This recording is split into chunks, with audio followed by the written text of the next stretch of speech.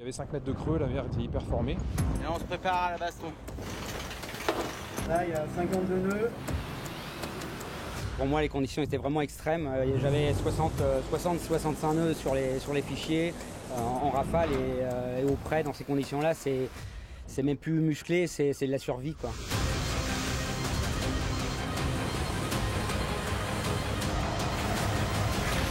Plus tu étais dernier, plus tu recevais, quoi. C'est ça qui était dingue.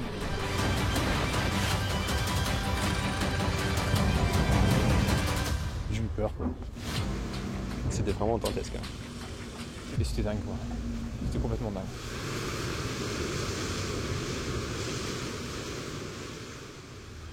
En 2020, en raison de l'épidémie mondiale de Covid, le Vendée Globe s'était terminé en catimini, sans l'explosion d'émotions que représente pour les marins et le public la remontée triomphale du chenal des Sables d'Olonne. Une frustration que le départ de la Vendée Arctique a permis de réparer. À la veille de la deuxième édition de cette course, la SEM Vendée, organisatrice des deux épreuves, a convié tous les héros du Vendée Globe à défiler sur le remblai des sables pour communier avec le public sablais lors d'une grande parade festive.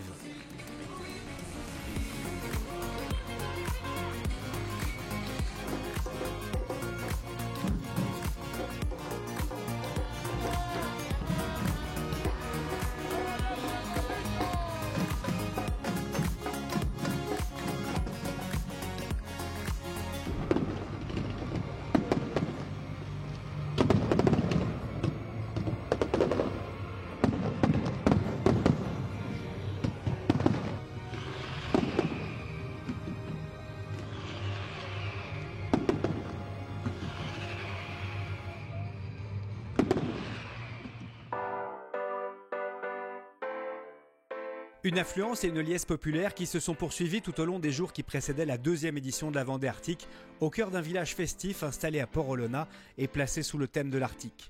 Un événement qui a reçu la visite de plus de 70 000 spectateurs.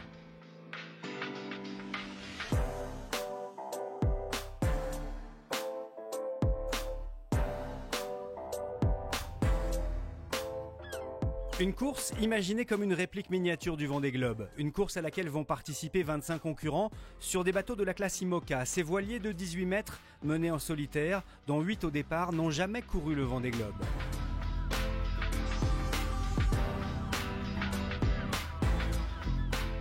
Objectif, mettre le cap au nord, sitôt la ligne de départ franchie, et aller tourner autour de l'Islande avant de parer une bouée en Atlantique et rentrer au sable. Un parcours audacieux, dans l'axe nord-sud, et donc pour les bateaux la difficulté de naviguer dans des systèmes météo très changeants. Aller flirter avec le cercle polaire en traversant l'autoroute des dépressions venue des côtes américaines, un tracé fait pour aguerrir les marins 2 ans avant le grand saut du Vendée Globe. C'est la première fois qu'on va faire le tour d'Islande. Donc ça m'aurait embêté quand même de ne pas y être.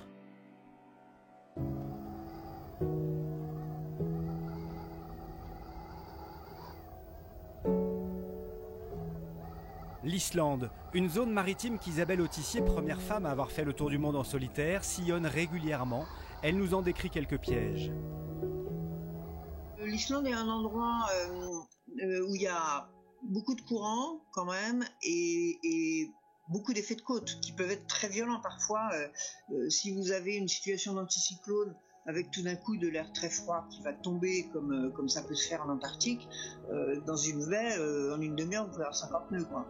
Donc ça demande des navigations assez prudentes. En plus, pour eux, c'est des conditions qui ressemblent un petit peu à celles du Sud, pas tout à fait, parce que l'état de la mer est quand même pas le même. Donc je pense que pour eux, c'est des bons tests aussi pour leurs bateaux. C'est donc une course très exigeante que s'apprêtent à vivre les 23 hommes et 2 femmes au départ, non sans une certaine appréhension à l'idée de naviguer en mer inconnue. C'est une course où il y a plein de moments et de secteurs que j'appréhende. Déjà, quand on va se dégager des côtes françaises, on va longer plus ou moins l'Angleterre et puis l'Irlande, et on va se dégager de l'Irlande. Et puis, je crois que le plus difficile, clairement, ça va être l'approche de l'Islande, parce que je pense que ça peut être compliqué en fonction de la météo, et qu'en plus, c'est pas très bien pavé, donc il faut être très réveillé. Il y a beaucoup de choses qui peuvent se jouer, à mon avis, là-bas, et notamment en termes de sécurité.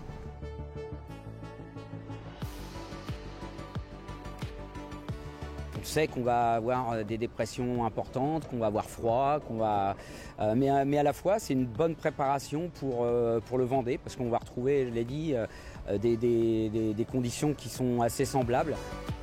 Il y a peut-être un peu plus un esprit aventure dans cette course que dans une route du Rhum, parce que c'est vrai que les schémas sont très balisés, très connus.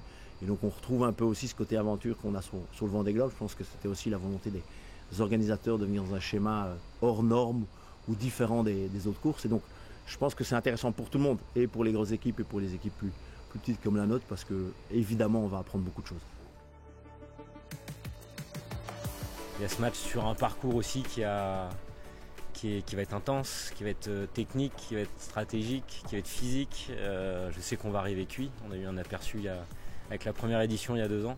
Et avec en plus cette concurrence qui est rude, avec des mecs en face qui lâcheront rien, mais comme moi. Donc ouais, ça promet une belle bataille navale sur l'eau, c'est sûr.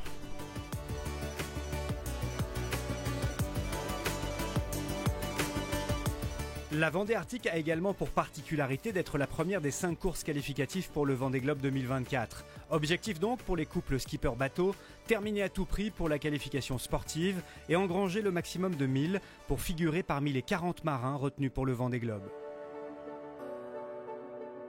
Pour moi, c'est d'abord une course de qualification, et parce que c'est un pas vers le Vendée Globe, et ensuite c'est une course de travail.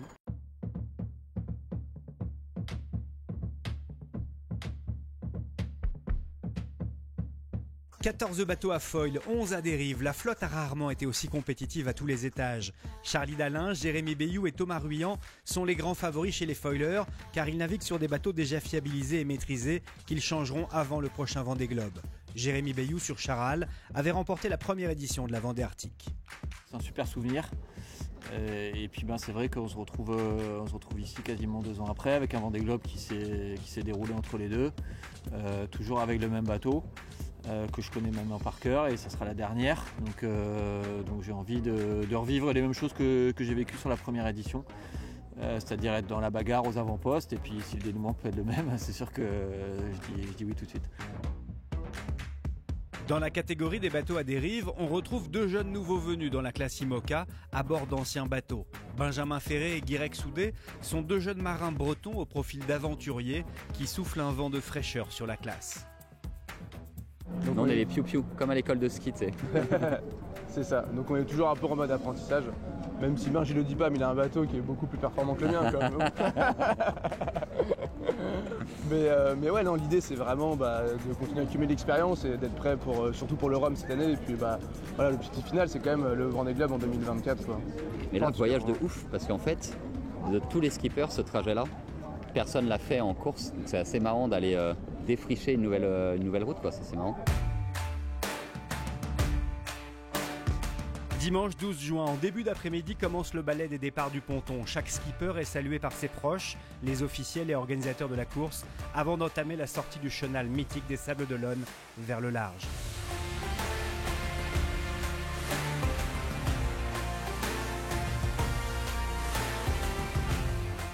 Chers skippers, allez-y, éclatez-vous, vivez à fond, donnez-nous des belles images pour que nous soyons une fois de plus fiers de ce que vous faites, de ce que vous êtes et de ce que vous nous racontez. C'est la première fois pour moi d'aller en Islande, donc j'ai hâte de voir ce qui se cache derrière ce parcours.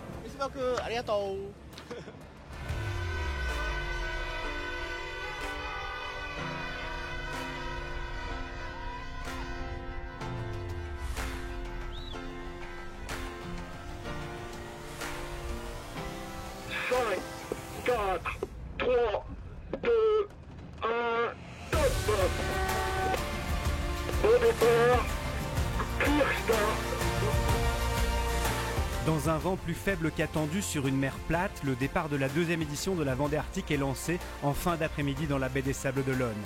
Certains concurrents ont choisi de partir avec une voilure réduite en prévision du vent qui doit se renforcer très rapidement dans la soirée. Comme prévu, les foilers accélèrent et plongent vers l'ouest à plus de 20 nœuds. Charlie Dalin, Louis Burton, Benjamin Dutreux, Thomas Ruyant sont aux avant-postes. Nicolas Luneven est le seul bateau à dérive qui choisit de mettre aussi le cap à l'ouest. Les autres bateaux à dérive optent pour une trajectoire plus nord. Louis Duc est le plus nordiste de tous. L'objectif est de préparer leur positionnement pour franchir la zone sans vent qui leur barrera la route lundi en milieu de journée. Mais avant cela, il y a une première nuit lancée à pleine vitesse dans le vif du sujet. Avant de Bureau Vallée, quelques minutes après le départ. À vol. Ça siffle. Ce qu'on appelle une entrée en matière musclée.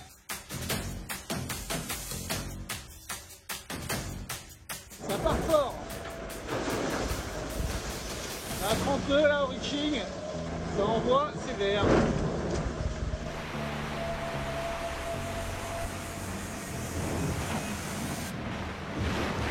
Ça y est, on a retouché un peu de vent et là ça déboule. Soirée rapide, soirée humide, washing machine. Rarement une flotte de bateaux de course n'aura été aussi vite en vitesse moyenne pendant 12 heures. Bien souvent à plus de 25 nœuds, les leaders se tiennent en très peu de milles et commencent lundi à incurver leur trajectoire vers le nord. Charlie Dalin, Louis Burton, Thomas Ruyant et Jérémy Bayou se tiennent en un mouchoir de poche sur la route la plus à l'ouest. Et on est bord à bord là avec Bureau-le-Vallée, avec lui. Il y a Charal qui est dans l'axe derrière, je sais pas si on voit, juste là. Et on a Apivia qu'on commence à voir aussi devant, donc on est bien groupés. Les conditions sont un petit peu plus tranquilles que la nuit dernière, ça c'est sûr. Ouais, c'est vraiment ultra vite là le départ de cette Vendée Arctique. Ouais, le bateau allait extrêmement vite cette nuit là, c'était vraiment impressionnant. J'aimerais bien voir quelle est la meilleure vitesse moyenne sur une heure, je pense que ça va être pas mal du tout. Lors de cette première nuit, Chabi Veoretch est rentré au Sable d'Olonne avec des problèmes de réglage hydraulique de sa quille. Dans l'impossibilité de réparer rapidement, le Hongrois a abandonné officiellement lundi après-midi. L'entrée dans la dorsale anticyclonique permet aux écarts de se resserrer pendant la nuit de lundi à mardi. Mais en milieu de journée, Apivia redémarre tandis que ses poursuivants peinent à se frayer un chemin dans ce désert de vent. Au classement, ce sont les bateaux à dérive qui occupent les premières places car ils sont sur une route plus directe. Benjamin Ferré, Guirec Soudé redécollent eux aussi mardi midi. Pour parler franchement, cette dorsale et le manque de vent est en train de me casser l'œil cacahuète. Yes, I. La nuit a plutôt été bonne, j'ai travaillé, ça a payé puisque j'ai Romain Attanasio et Conrad Coleman à vue là-bas sur la ligne d'horizon, donc c'est plutôt pas mal. Et là j'ai Sébastien Marseille, juste là. Bord à bord avec Fabrice Amédéo, on est toujours dans cette dorsale, toujours empêtré dans cette dorsale qu'on essaie de traverser. Derrière le passage de la dorsale anticyclonique et ses heures à guetter le vent, à adapter ses plans de voilure, il faut repartir à l'attaque pour une douzaine d'heures avant d'aborder un nouveau passage à niveau au cœur de la nuit de mardi à mercredi. La flotte est très étalée en latéral et les bateaux anciens à dérive crânent toujours en tête du classement car ils sont toujours placés sur une route plus directe. Cette deuxième bulle en mer Celtique sera fatale à de nombreux concurrents. Elle se désagrège lentement sur la flotte. Usés par les premières heures de course éprouvantes, certains vont rester collés pendant des heures. Les trois bateaux à dérive de Louis Duc, Antoine Cornic et Denis Van Venberg renoncent à traverser la dorsale et restent le long des côtes irlandaises pour garder du vent frais qui devrait les obliger à de nombreux empannages pour rester dans ce couloir ténu. Pour le groupe de l'Ouest, c'est la Bérésina. Il y a des moments comme ça où il fait gris, il pleuviote, il n'y a pas de vent. Vous avez l'impression de faire le mauvais choix. Eh ben, on n'a pas beaucoup avancé aujourd'hui. Hein. Oh la catastrophe.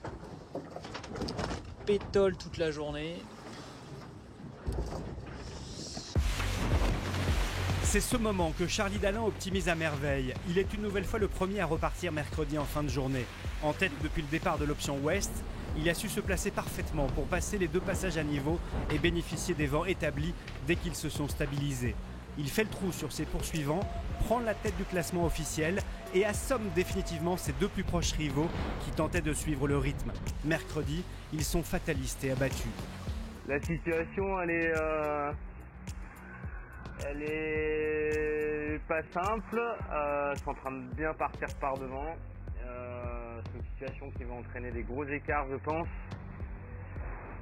Parce que voilà, je voulais surtout pas me retrouver dans cette situation-là.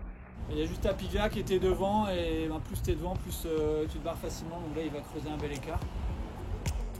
Une nouvelle démonstration de force de Charlie Dalin, appréciée à sa juste valeur par un observateur avisé, Vincent Rioux, vainqueur du Vendée Globe 2005, qui souligne la maîtrise du skipper d'Apivia. Voilà, Charlie, c'est aujourd'hui lui qui a le bateau le plus rapide, le plus polyvalent et le plus performant dans les conditions de médium. C'est des conditions donc de redémarrage qu'ils ont pu avoir après leurs 2 ou 3 journées compliquées. C'est sûr que c'est lui qui était le mieux armé pour en sortir. Ça reste un virtuose de la navigation en solitaire qui prend de plus en plus confiance parce que il a un bateau rapide, il fait rarement d'erreurs de trajectoire et je crois qu'aujourd'hui sa performance c'est un peu un tout. C'est la machine, le bonhomme, la confiance qui naît de l'harmonie qu'il peut y avoir entre lui et son bateau et c'est vrai qu'il laisse pas beaucoup de place aux autres mais bon voilà c'est le résultat d'un gros boulot qu'il a fait avec ses équipes et puis on peut que s'en réjouir. À terre, depuis plusieurs heures, la direction de course est concentrée sur la suite du parcours car l'atterrissage sur l'Islande s'annonce plus compliqué que prévu. Une grosse dépression venue de l'ouest se creuse au fil des heures et se décale vers l'est pour couper la route de la flotte qui a mis plus de temps que modélisé pour ce début de course. À bord des 24 bateaux, les marins s'interrogent sur la suite de leur parcours. L'inquiétude monte d'un cran. Questa è la situazione meteo quando arriveremo alla porta in Islanda. Bisogna navigare veramente come marinai e dimenticarsi la regata fino a che questo pastrocchio non sia assorbito. So it'll be interesting to see what the committee do. It's a tough decision because Charlie is so far ahead. How do you now create a course that doesn't favour some and penalise others? The answer is I don't think you can. However, they need to be pragmatic because none of us want to break our boats and 50 knots is not a place that you ever want to be. La direction de course ce matin a décidé de ne pas amener les marins autour de l'Islande, d'utiliser la porte de façon à ce que les marins contournent cette porte et rejoignent directement le waypoint atlantique. Malheureusement, on ne va plus faire le tour de l'Islande et je vais vous montrer pourquoi. C'est pas joli, surtout cette partie-là. Ça, c'est 40 nœuds, voire 45, 50 nœuds au près. Et même après d'avoir passé ça, tout le reste, c'était au près aussi. Ça fait une espèce de grosse tache rouge qui prend tout l'écran. Et là, quand c'est comme ça, on se dit, ok, et là je passe où, moi, pour être en sécurité? Jeudi, la flotte continue sa remontée vers l'Islande. Les routes est et ouest se recoupent. Et si Charlie Dalin s'est envolé, Jérémy Bayou et Thomas Ruyant passent enfin devant les bateaux à dérive. Ce matin, qui on voit?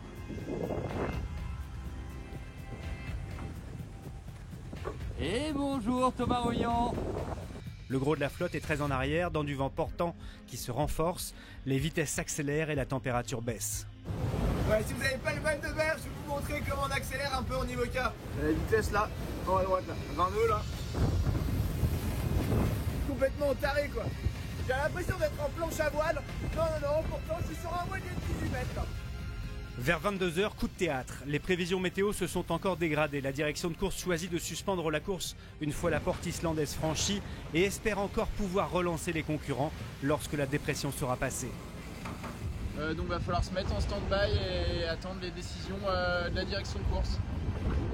À 2h du matin, vendredi, mais comme en plein jour, Charlie Dalin coupe la ligne de la porte Islande après 4 jours de mer. Yes, premier sur la ligne de neutralisation. On verra sous quelle forme ça prend, mais en tout cas ça s'est fait, ça s'est pris. Jérémy Bayou a accéléré dans les dernières heures en approche de l'Islande. Il coupe la ligne au petit matin avec 3h43 de retard sur Apivia. Puis c'est au tour de Thomas Ruyant de passer cette ligne virtuelle à 7h derrière Charlie Dalin. La direction de course leur propose de se mettre à l'abri dans un fjord sur la côte est en attendant une nouvelle décision. Charlie Dalin et Thomas Ruyant se réfugient au mouillage avant que le plus gros de la tempête n'arrive. Jérémy Bayou choisit lui de rester au large, mais à l'abri des côtes islandaises. La dépression balaye la mer d'Islande et frappe de plein fouet la queue du peloton. Les marins sont maltraités par une mer formée. Ils tentent de limiter la casse, mais les situations critiques se multiplient. Manu Cousin, qui avait choisi de s'abriter vers l'Irlande, est contraint à l'abandon. Il fait route vers les Salles d'Olonne. C'est la baston. C'est la grosse baston. Today's not been one of my favourite days at sea. It's been really hard and it's not over yet. Seems like every second I'm being challenged, there's new problem. And every time I think I'm getting on top of it, something else happens. Là, il y a 52 nœuds. Vendredi soir à minuit, après avoir échafaudé de nombreuses options et solutions tout au long des dernières 48 heures, l'organisation choisit de déclarer la course définitivement terminée à la porte d'Islande. C'est donc Charlie Dalin qui est déclaré vainqueur alors qu'il est à l'abri de la tempête dans un fjord islandais. C'est la première fois que j'apprends que je gagne une course en étant au mouillage. Donc voilà, petite première. Dans les heures qui suivent, 14 concurrents passent la ligne islandaise. Certains choisissent de repartir immédiatement vers le sud, d'autres prennent quelques heures de repos sous le vent de la terre. Mais les conditions sont particulièrement difficiles, avec une mer très courte et croisée et des vents violents qui descendent des glaciers islandais. On est passé dans un deuxième stade qui concerne là encore un peu plus l'arrière de la flotte, où il a fallu faire preuve de combativité, vraiment, parce que les conditions étaient énormes. Et avoir pu continuer à performer, parce qu'il faut continuer de performer, ils se sont battus pour la moindre place pour arriver jusque la ligne. Parfois, on se demande, on fait est vraiment très intelligent.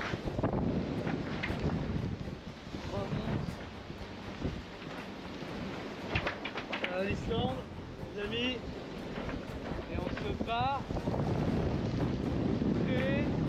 dans 35 nœuds pour aller à cette ligne d'arrivée. J'ai fait des trucs dans ma vie, et ça, c'est un truc de fou. C'est beau, hein? Mais quel calvaire! Quel calvaire! Cette remontée vers la ligne se fait parfois au prix d'efforts épuisants. En témoigne l'émotion de Romain Attanasio, exsangue après 48 heures harassantes. Putain, je crois que je passerai jamais cette putain de ligne, quoi, avec cette grand voile qui est explosée. Tout ça, la mer, elle est quoi. Alors, regardez, c'est un bon état, mais le bateau il tapait à chaque fois qu'il tapait, j'ai l'impression que c'était comme du verre brisé, quoi. Ça tombe, le bateau il est détruit, quoi. Ah putain, c'est fini, quoi, enfin. Arnaud Boissière, Isabelle Joschke, Denis Van Vanberg ont renoncé, privés de voile d'avant et déplorant des avaries trop handicapantes. Ils abandonnent après 2 journées infernales. Finalement, les 3 derniers, Konrad Coleman, Fabrice Amedeo et Kojiro Shiraishi, coupent la ligne samedi soir. 6 jours d'une course étrange mais pleine d'enseignements. This race has been wild since the beginning, and not the best race result ever, but let me tell you, I'm pleased it's over, but it built good things for the rest of the season, so I decided to get stuck in. And now, I'm excited to celebrate crossing that finish line. Cheers. En tout cas, ça a vraiment été dur, je suis super fier d'avoir bouclé celle-là. Et on en a chié pour venir ici. Wouhouhou! Que c'est beau! Ah, la récompense! Ah, la putain de récompense! Elle fait du bien celle-là.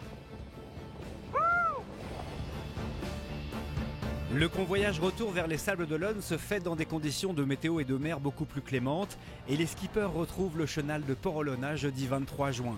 Ils peuvent enfin partager leurs sentiments sur cette étrange semaine islandaise et Charlie Dalin, lui, peut savourer une victoire originale. Ok, ce passage de ligne virtuelle et puis après l'annonce de la victoire et voilà, je ne me rendais pas du tout compte de rien et voilà, là, ça y est, je commence un petit peu à me rendre compte. Je retiens toute cette course. Elle est dure. Elle est très dure parce que on vit au jour le jour. On ne sait pas, peu importe jusqu'à où aller cette course, les conditions météo sont tellement délicates dans cette partie du monde que on ne sait pas si demain il y aura du vent ou pas, si on met notre vie en péril ou pas. Et c'est ce que je trouve dur en fait. Il y a eu plus de grands voiles déchirés, de voiles défoncés, etc. sur cette course que lors du dernier Vendée Globe, tellement c'était fort là-haut. Je suis très heureux de cette course et j'ai appris 1 milliard de trucs, quoi. 1 milliard de trucs. ça a été super intense. Donc voilà, c'est vraiment ce qu'on vient chercher et on l'a trouvé sur cette Vendée Arctic Race. Même réduite, la deuxième édition de la Vendée Arctique restera comme une course ayant tenu toutes ses promesses, celle d'engagement et d'aventure dans des mers méconnues.